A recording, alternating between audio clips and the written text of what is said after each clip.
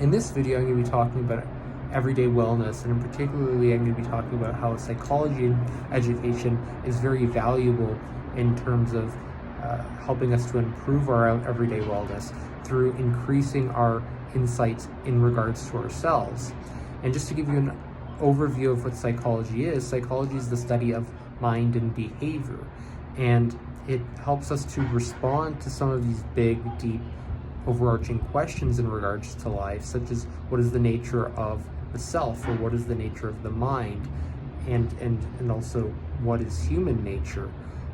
Also questions regarding knowledge and epistemology, and whether or not there's a meaning in life or to life. It helps us to respond to questions of consciousness and questions of good and evil, as well as to address issues to do with how we respond with an afterlife, and questions of whether or not there's a soul, and what is the soul, and if life continues after death, and how we go about responding to those questions, and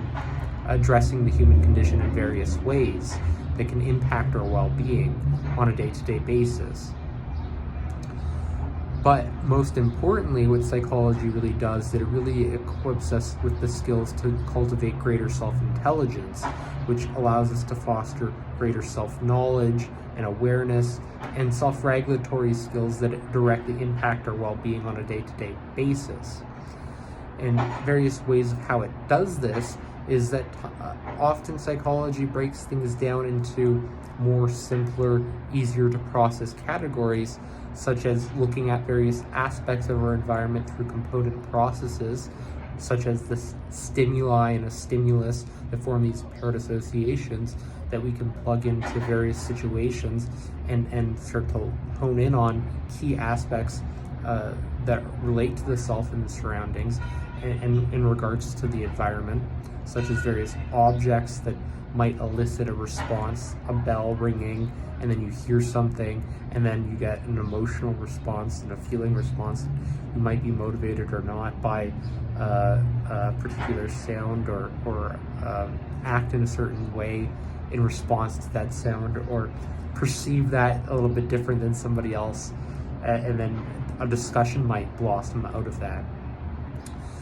So how various objects associated with this stimuli, and response stimulate us, and ultimately influence our behavior and our various thought processes